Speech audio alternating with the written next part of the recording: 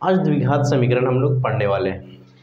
Quadratic equation जो कि 10th में थोड़ा अच्छा मार्क्स आने वाला होता है। उसमें द्विघात समीकरण की परिचय पहले पढ़ लेते हैं। द्विघात समीकरण, द्विघात समीकरण पढ़ने से पहले हम लोग जानते हैं द्विघात बहुपद, त्रिघात बहुपद, रैखिक बहुपद के बारे में जानकारी होती है। जैसे मान लिया जाए आपको कह दे कि द्विघात बहुपद का व्यापक रूप क्या होगा, तो आप लोग खास जानते होंगे कि ax² plus bx plus c होता है कि नहीं, ये आप लोग जानते होंगे। ये होता है द्विघात बहुपद का, लेकिन हमें पढ़ना है द्विघात समीकरण। तो समीकरण आप लोगों ने कभी पढ़ा होगा 8th में, x = x/2।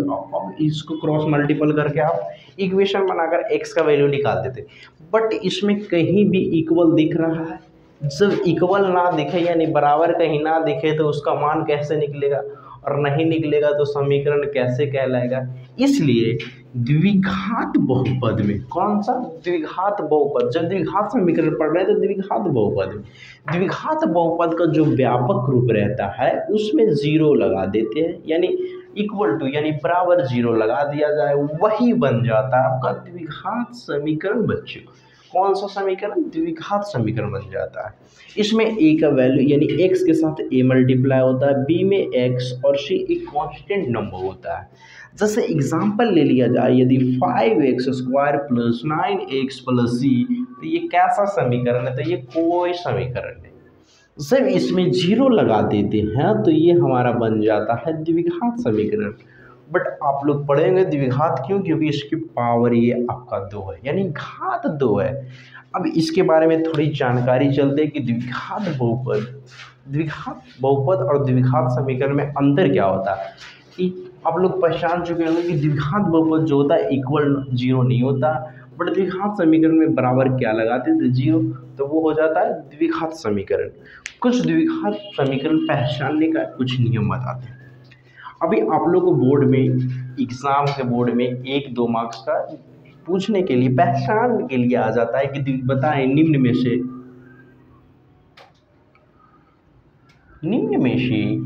द्विघात, क्या द्विघात बहुपद नहीं, समीकरण कौन है?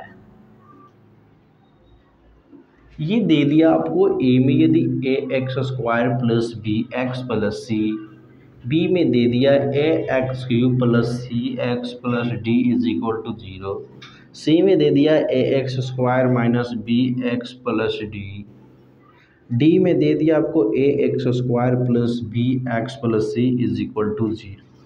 ऐसा आपको पूछ लिया जाए निम्न में से द्विघात समीकरण कौन है, या द्विघात समीकरण का व्यापक रूप कौन है, तब हम पहचान करेंगे ax² प्लस b। पहले तो डायरेक्ट जो भी है उसे छाटेंगे कि कौन सा नहीं है, तो ये देखेंगे इक्वल टू 0 नहीं है तो नहीं है, इसमें भी 0 नहीं तो नहीं है कन्फर्मली।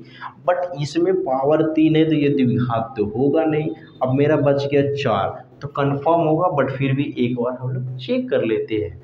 तो ये power 2 ax² plus bx plus c = 0। द्विघात बहुपद यहाँ तक है, एक बराबर में 0 लगा दिया, तब हम जानेंगे कि द्विघात समीकरण है, अन्यथा नहीं होता।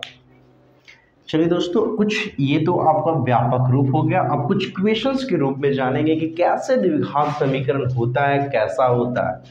पहचान का नियम, पहले जब भी द्विघात समीकरण के पावर में यदि माइनस डाल दिया जाए तो वो द्विघात समीकरण नहीं हो पाएगा।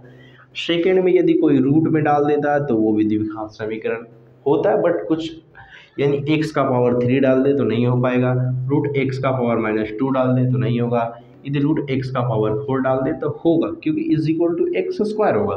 बट हर रूट में डाला हुआ वैल्यू नहीं होगा, कुछ ही होगा जो पावर 4 हो। ठीक है, नेक्स्ट देखते हैं थर्ड पॉइंट, जो फ्रैक्शन में 1/x हो = 1 - 1 होता है, इसलिए ये भी नहीं हो पाएगा। फोर्थ में क्या कहते हैं x का पावर -1, x का पावर 2, x के में कुछ भी माइनस में हो वो द्विघात समीकरण नहीं होगा, क्यों? पावर 2 ही रहना चाहिए, लेकिन माइनस में नहीं होना चाहिए। इसका व्यापक रूप कहता है ax² plus bx plus c, इसके = 0। इसके अलावा कोई इस फंक्शन पे रहा तो आपका द्विघात बहुपद होगा, अन्यथा नहीं हो पाएगा। ओके, चलते हैं नेक्स्ट। तो अब पहचान करेंगे कुछ इक्वेशंस के साथ हम लोग कि किस में पॉजिटिव है, किस में निगेटिव है, किस में ज़ीरो है, किस में पावर माइनस है। ठीक है, तब ये नहीं निम्न में से कौन कौन होगा, इसमें से अनेक होंगे, ये ना कि एक ही होंगे, कौन कौन होंगे वो पहचान करेंगे। ठीक है, फर्स्ट में दे दिया जाए आपका 9x² minus 6 is equal to 0। Second में 5x² माइनस एक्स का पावर -2 बराबर 0। 6x² plus 5x plus 9 minus 6x² बराबर 0। 4 में दे दिया जाए 5x² minus 5x² plus 9x² बराबर 0। अब हम पहचान करेंगे कि कौन बहुपद, कौन द्विघात समीकरण है, कौन द्विघात समीकरण नहीं है। एक क्वेश्चन और ले लेते हैं दोस्तों, x प्लस 1/x। अब जानेंगे द्विघात समीकरण होता क्या। अभी हम लोग पढ़े द्विघात समीकरण का व्यापक रूप ax² plus bx plus c बराबर का 0 होता है भाई। तो चलते हैं अब आगे थोड़ी। निम्न में से द्विघात समीकरण कौन है। ठीक है, द्विघात समीकरण में ax² plus bx plus c is equal to 0 के रूप में हो।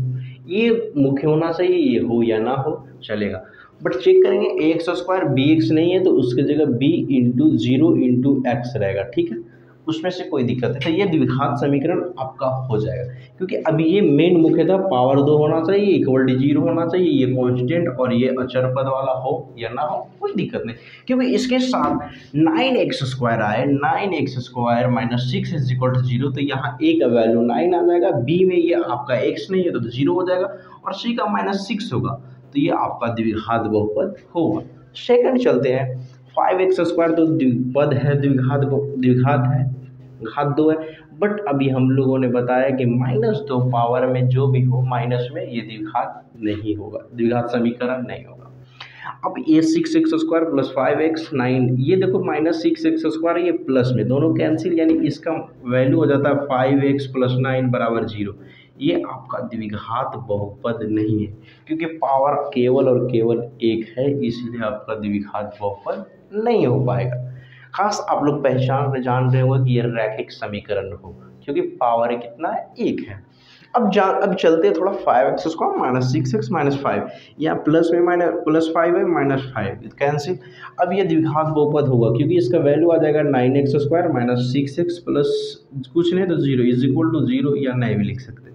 ये आपका द्विघात बहुपद होगा, ये आपका द्विघात बहुपद नहीं हो पाएगा, क्योंकि ये जब ऊपर जाता है तो पावर माइनस हो जाता है, या तो फिर आप एलसीएम ले सकते हैं बट्टे x। ठीक है, फ्रैक्शन में नहीं होता, आपको पहले बता चुके। ये हम लोगों ने जाना और पहचाना कि द्विघात बहुपद क्या होता है, कौन होता है, कैसे होगा, उसकी पहचान कैसे करें, उनकी तरीका क्या क्या है, वो हम लोगों ने जान लिया। अब हम जानेंगे द्विघात बहुपद का कुछ फॉर्मूला, इम्पॉर्टेंट